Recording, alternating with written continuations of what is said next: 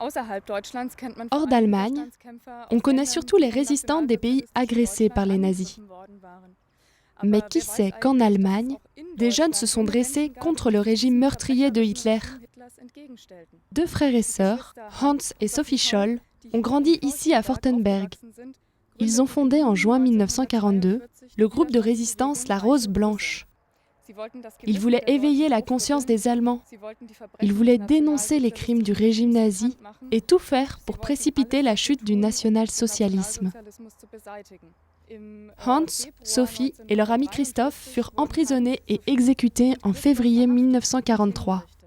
Ils démontrèrent jusque dans leur mort leur détermination à combattre pour la liberté, la démocratie et la dignité humaine.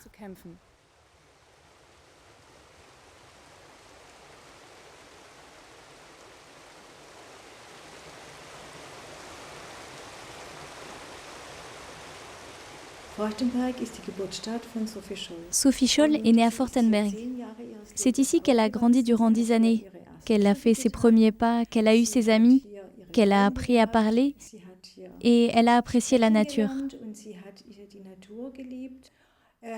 La mère, Magdalena Scholl, a éduqué ses enfants dans les valeurs chrétiennes. Elle enseignait le catéchisme et c'est ainsi que Hans et Sophie ont entendu parler de Jésus avec les autres enfants. Ils sont allés à l'école du dimanche. Sophie a été baptisée ici, dans l'église luthérienne dédiée à l'archange Michel, le 10 juillet 1921.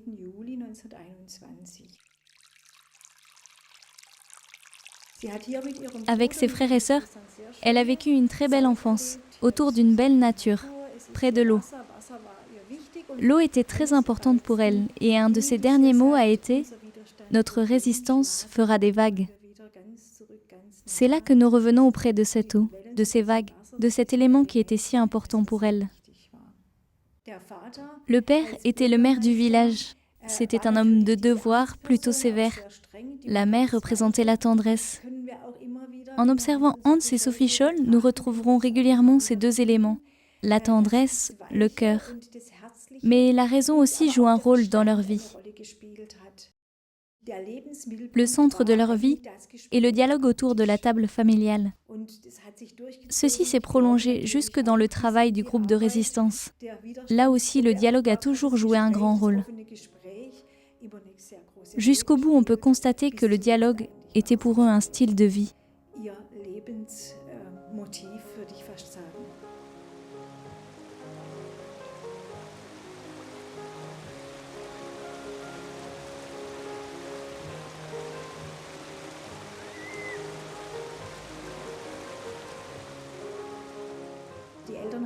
Les parents ont toujours veillé à ce que les enfants s'imprègnent de littérature, qu'ils découvrent la musique. Ils ont eu dès le départ des cours de piano. Sophie prenait également des cours de dessin, elle était très douée. La mise en valeur des dons de chacun a été d'une grande importance dans la famille.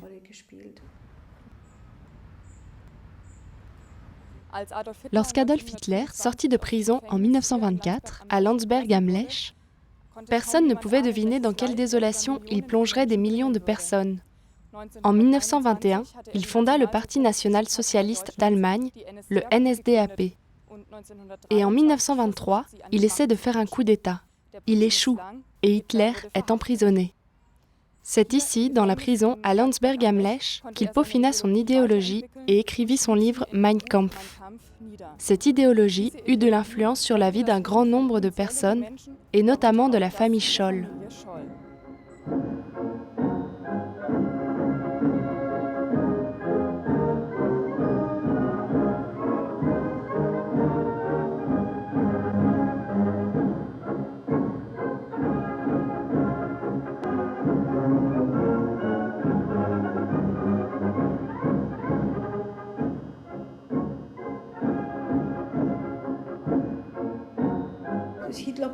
Le portrait d'Hitler dans la famille Scholl était un dessin et le père le dissimulait dans un tiroir. Quand Hans et Inge rentraient à la maison, ils le recherchaient pour le raccrocher à la bonne place. C'était devenu presque un jeu quotidien dans la famille, malgré l'importance de la chose. Lorsqu'ils vécurent à Ulm, dans la rue Adolf Hitler, aujourd'hui rue Olga, les enfants furent enthousiasmés par les défilés nazis. Bien sûr, la jeunesse hitlérienne exerçait une fascination sur la fratrie Scholl. Ils aimaient vivre dans la nature, et c'est exactement ce que leur proposait le national-socialisme. Et pendant un certain temps, ils s'y épanouirent.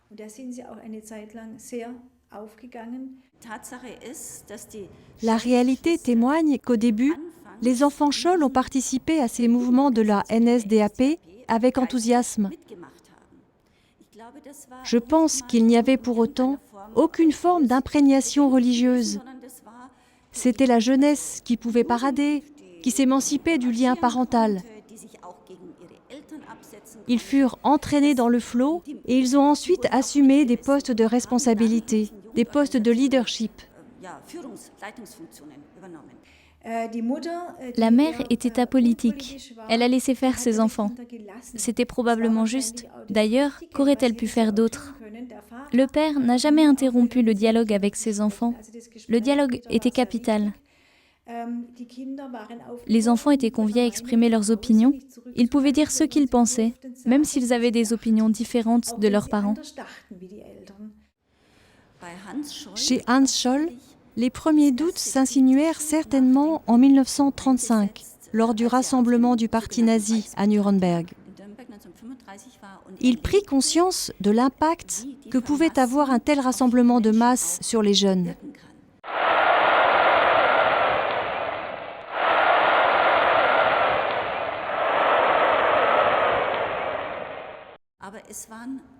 Mais sa pensée s'est développée et ce passage a été certainement encouragé par les parents en particulier, grâce à leur point de vue sur le nouveau régime national-socialiste qu'ils n'ont jamais approuvé. Et là, je pense que leur éducation a été comme un terreau favorable à l'épanouissement intellectuel de chacun et a permis l'éclosion d'une pensée personnelle. Je n'éprouve aucun désir d'héroïsme dans la guerre. Je cherche la purification. Je veux que toutes les ombres se dissipent en moi. C'est moi que je cherche, rien que moi. Car je sais bien que je ne trouverai la vérité qu'en moi. Après les soi-disant guerres éclairs et victoires éclairs, le nombre de partisans du système fut énorme en Allemagne jusqu'en 1942. Mais ensuite, on prit soudain conscience que cette épouvantable guerre ne se terminerait pas de sitôt, que des jeunes gens mouraient. Et l'extermination du peuple juif fut tout au moins connue des membres de la Rose Blanche.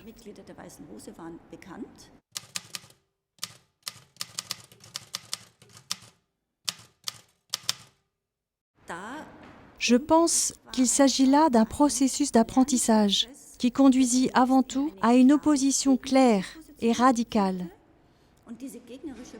Et cette opposition a conduit Hans Scholl et Alexander Schmorell à passer à l'action durant les mois d'été, en juin-juillet 1942.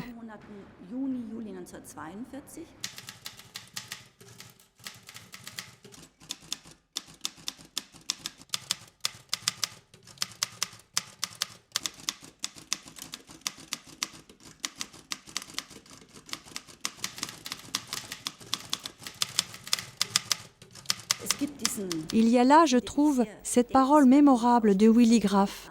Chacun porte toute la responsabilité. Willy Graf avait parcouru un autre chemin. Il avait toujours gardé un regard critique sur le régime, bien que son père fût un partisan du parti nazi.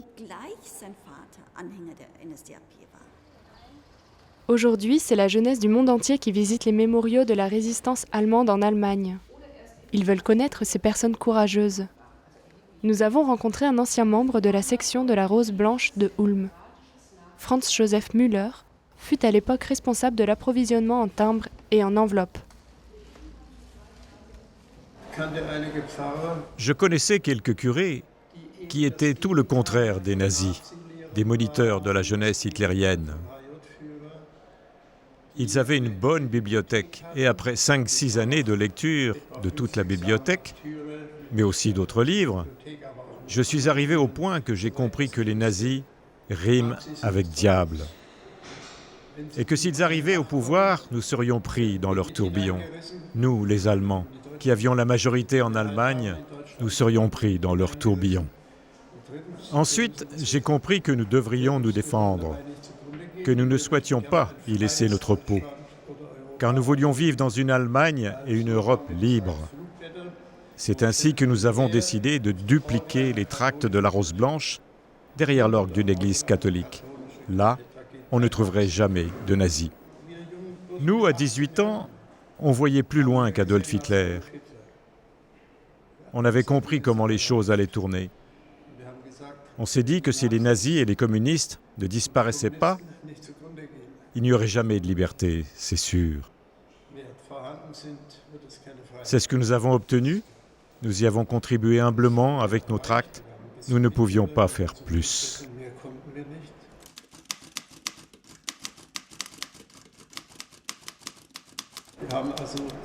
Nous avons envoyé les tracts directement à Hitler, à ses différentes adresses, en 5 exemplaires. Berghof, Berchtesgaden, Berlin, etc., afin d'être certain qu'ils arrivent à destination. Je crois qu'il a dû s'énerver en constatant que des jeunes Allemands se promènent aussi librement en Allemagne et surtout que nous étions des jeunes Allemands. Hans écrivit un peu plus tard dans une lettre « Afin que cet esprit ne se propage pas, nous ne devons pas gagner cette guerre. » Puis d'autres gens, d'autres amis se joignirent au groupe et jouèrent un rôle important. Par exemple, Eutel Eicher avait une grande influence sur la fratrie Scholl. Cependant, Hans était une personnalité à part. Il s'est fait sa propre opinion. Le fait qu'il vive ce basculement, c'est grâce aussi à son professeur, Karl Muth, à Munich, qui contribua à son développement spirituel. Hans a confessé « Pour moi, Christ est né en moi ». Faire ce chemin vers le Christ d'une manière aussi consciente que Hans, il me semble qu'il y a là une biographie magnifique à découvrir, qui nous apprendra encore beaucoup de choses. Cher monsieur le professeur, ces quelques mots de remerciement sont plus faciles à écrire qu'à dire. Cela m'emplit de joie de pouvoir, pour la première fois de ma vie, célébrer Noël véritablement et en chrétien clairement convaincu. J'ai lutté pendant un temps stérile sur ces voies infructueuses qui conduisent invariablement au même sentiment de désolation et de vide intérieur. Puis un jour, de quelque part est arrivée la solution. J'ai entendu et accueilli le nom du Seigneur. C'est à cette époque que je vous ai rencontré, professeur. Puis c'est devenu de jour en jour plus clair. Je prie, je me sens en terrain plus solide et j'y vois plus clair. Cette année, Christ est né en moi. Votre Hans Scholl. J'étais enfant de chœur pour les célébrations de 9 ou 10 heures du matin. Les églises étaient pleines durant la période nazie. Les églises étaient pleines. On ne le sait pas assez. Les gens étaient debout. Il fallait bien qu'ils cherchent leur espoir quelque part. J'allais communier tous les dimanches parce qu'il est clair que c'était la seule chose encore stable. Tout le reste était mouvant. L'Église fut pour moi d'une aide incroyable. Une bouée de secours. Là, je pouvais m'y accrocher. Lorsque Hans était médecin stagiaire sur le front russe, il s'est particulièrement intéressé au peuple russe. Son ami résistant, Alexander Schmorell, dont un des parents était russe, lui permit de comprendre la beauté de l'âme russe. Et maintenant, il devait se battre contre cette grande âme. Il avait beaucoup de mal à comprendre et à accepter ça. Il disait, « Chez nous, on connaît à peine les poètes Schiller et Goethe, et là, chaque paysan connaît Dostoïevski. » Il avait compris quelque chose d'essentiel. C'est incroyable.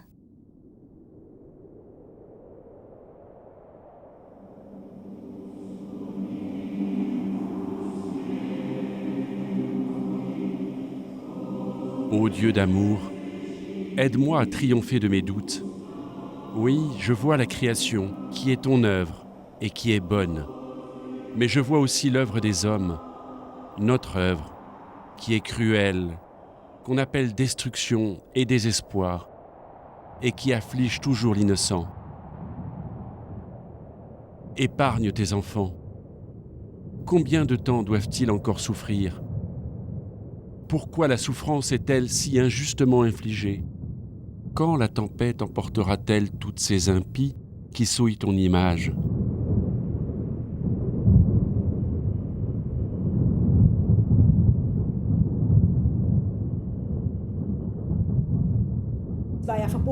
Pour les soldats allemands, il était interdit d'entrer en contact avec la population russe. Ils ont bien sûr désobéi, ils avaient des contacts, ils ont bu du schnapps avec les paysans. Hans a chevauché dans les steppes, il avait une amie russe, il a appris le russe, il est allé dans les églises orthodoxes. Il disait, les femmes allaitent leurs enfants dans l'église. Il y a un tel climat de recueillement. Il a senti beaucoup plus de recueillement que chez nous.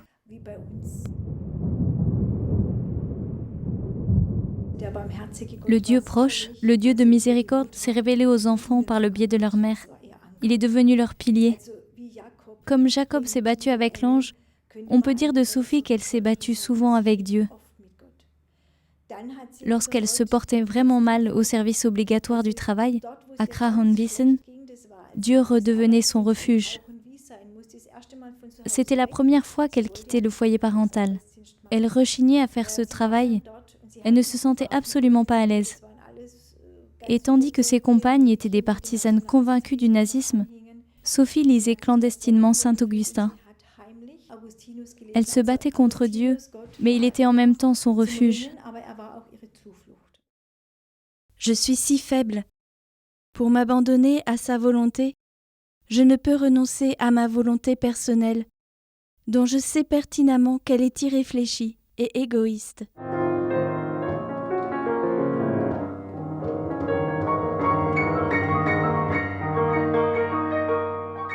Je prie chaque soir afin qu'il m'arrache ma volonté, avec laquelle je ne puis me résoudre à quitter ma folle domination, pour qu'il me soumette à la sienne. Sa volonté, je l'ai reconnue depuis longtemps comme étant bonne, et je veux m'y soumettre.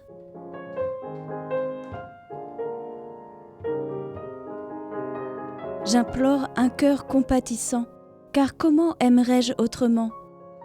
Je remets entre tes mains mon amour impuissant, afin qu'il devienne puissant.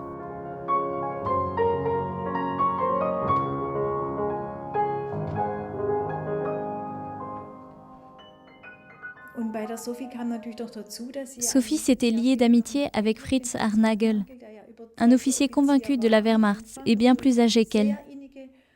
À travers cette amitié intime et les nombreux échanges épistolaires qui ont suivi, Sophie et Fritz ont beaucoup débattu. Sophie demandait « Ferais-tu ceci ou cela pour ta patrie ?» ou encore « Jusqu'où un homme pourrait-il aller au nom de sa patrie ?» Sophie était intransigeante. Elle disait « On n'est pas obligé de soutenir un père qui choisit de faire le mal. » Ceci reflète son rejet radical du système. Son action est cohérente, fidèle à sa conscience. Elle exprime son opinion consciente du risque qu'elle court, sachant que cela peut mener à la peine de mort.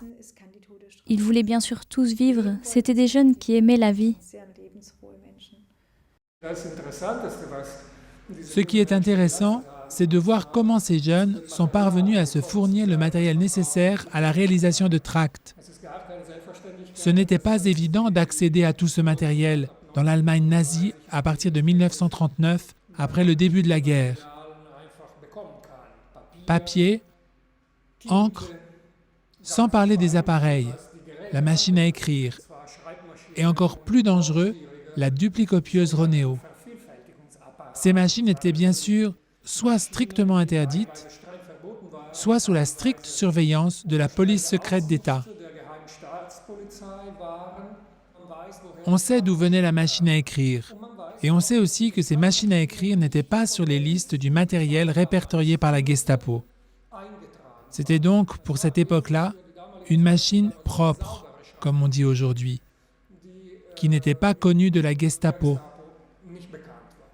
Et dans ce sens, les jeunes ont réussi à ne pas laisser de traces derrière eux.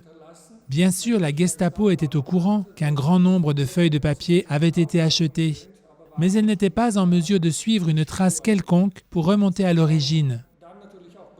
Ensuite, bien sûr, ils devaient aussi acheter des enveloppes en grande quantité. C'était aussi dangereux et extrêmement suspect. Donc, la fourniture du matériel témoigne, selon moi, de l'engagement, du professionnalisme et de l'extrême courage des étudiants de la Rose Blanche en Allemagne dans les conditions de l'époque.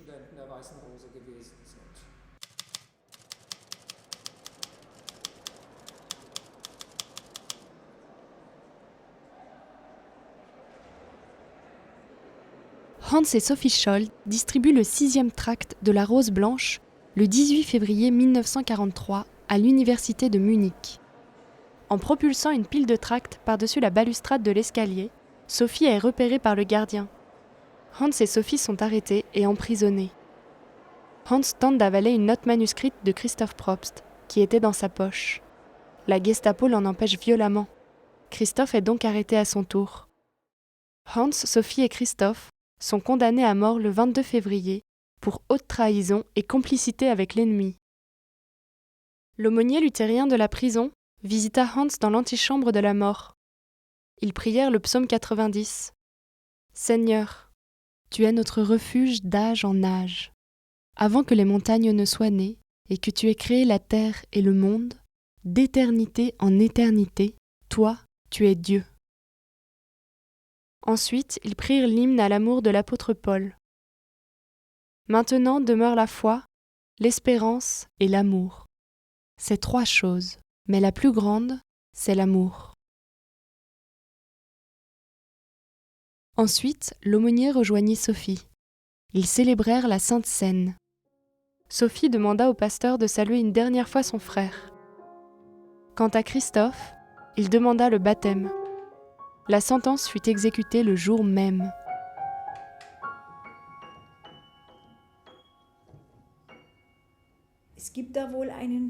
Il y a là un point important. Lorsque l'homme accomplit consciemment certains actes et qu'il sait pourquoi il fait cela, c'est un peu comme... La comparaison est osée, mais c'est comme les personnes au Moyen-Âge qui ont été amenées au bûcher à cause de leur foi. Elles témoignent d'une forme de grandeur, d'une lumière, d'une chaleur intérieure. La douleur était bien sûr présente, mais cette douleur fut aussi une libération. Lorsque les parents rejoignent Sophie dans la prison, ils témoignent d'une qualité de présence. Ils sont réunis là et la maman dit « Je suis fière de vous ». Malgré tout ce que je sais, je suis à chaque fois bouleversée quand je vois des parents faire preuve d'une telle force. Toute la force de la famille Scholl jaillit dans cette parole teintée d'aucun reproche. Nous sommes fiers de vous. Vous avez fait ce qu'il fallait faire. Ou encore, dans la salle d'audience, le père dit « Si personne ne défend mes enfants, je le ferai. Il existe une autre justice. » Et Sophie rajoute, en s'adressant au juge Roland Freisler, « Aujourd'hui, c'est nous, mais votre tour viendra. Nous sommes dans la vérité, pas vous. » On voyait une immense libération sur son visage. Et ils étaient vraiment en communion avec Karl Muth, qui lui-même rapporta ces instants de manière très bouleversée. Il dit, quand on s'en va et qu'on n'a plus de rancune envers personne, on est alors déjà, le terme religieux est peut-être excessif, mais comme élevé au ciel.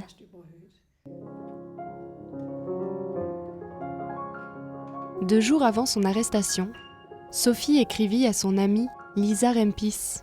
« Je viens juste d'écouter sur le gramophone la quintette La Truite. D'écouter l'Andantino, ça me donne envie d'être une truite. J'attends avec impatience le retour du printemps. Dans ce morceau de Schubert, on sent et on respire vraiment les brises et les senteurs, On entend crier de joie les oiseaux et la création tout entière.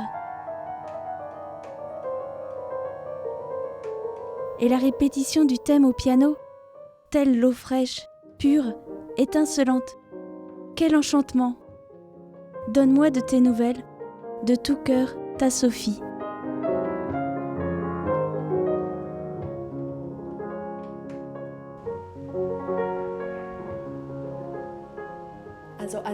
En arrivant à Munich, j'ai très vite entendu parler de Hans et Sophie Scholl.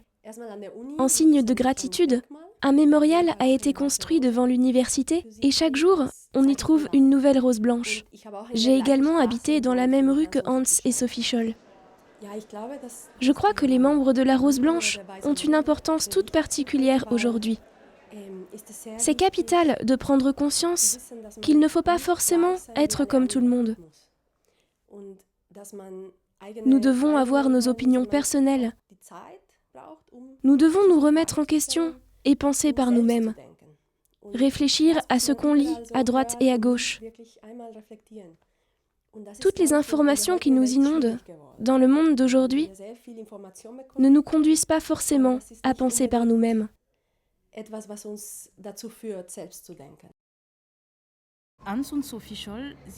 Hans et Sophie ont posé un grand discernement. Et leur critère pour cela a été leur conscience personnelle et leur foi. Et c'est très important. Ce que j'ai également découvert dans une lettre que Sophie a écrite à son ami Fritz Hartnagel, c'est la demande qu'elle lui fait. « S'il te plaît, protège-moi dans la prière. » C'est très important de demander aux autres, « S'il te plaît, prie pour moi. » La prière est une aide, mais c'est aussi un défi. Parce qu'en venant à la prière, je ne sais pas ce qui m'attend. Je ne sais pas ce que je vais entendre. Et cela me fait un peu peur, parce que c'est le lieu précis où j'abandonne mes sécurités, mes propres constructions mentales, etc. Mais, par contre, cela vaut le coup. Sinon, je reste enfermée dans mes propres schémas et mes soucis. À travers la prière, il m'arrive d'entendre quelque chose qui me surprend, qui me libère, justement de ces pensées enfermantes. Je remarque que je m'adresse à quelqu'un. Il s'agit d'une personne qui me connaît bien, qui m'aime. Et là, je peux dépasser ma peur, je peux faire confiance et m'ouvrir. Alexandre Schmorell est arrêté le 24 février 1943. Le professeur Kurt Huber le 27. C'est avec Willy Graf qu'ils furent condamnés à mort ensemble. Les parents et les sœurs de Hans et Sophie furent emprisonnés durant de longs mois. Le jeune frère Werner est mort au front russe en 1944. Aujourd'hui, nous pouvons prier pour l'avenir de l'Allemagne et retenir le texte que Hans Scholl pria avant son exécution. La charité ne se réjouit pas de l'injustice, mais elle met sa joie dans la vérité. Elle excuse tout, croit tout, espère tout, supporte tout. Maintenant donc, demeure foi, espérance, charité, ces trois choses. Mais la plus grande, c'est la charité.